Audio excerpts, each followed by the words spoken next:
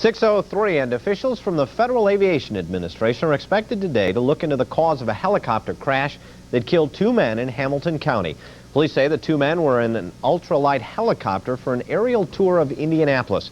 It crashed shortly before 6 last night, and as News 8's Lis Daily reports, the aircraft was piloted by a man who had just recently received his license to fly.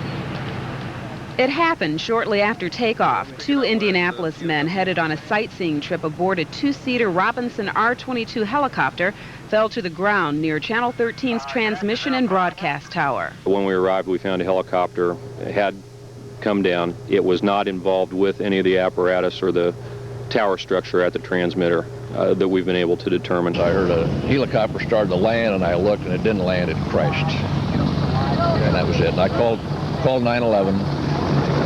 Came around, came in, and saw one guy on the ground and one guy still alive. The passenger, 42-year-old James L. Cunningham, was pronounced dead at the scene. The pilot, 37-year-old Russell Wilhite, who received his helicopter license just last week, was lifelined to Methodist Hospital, but died about 2 hours after the accident.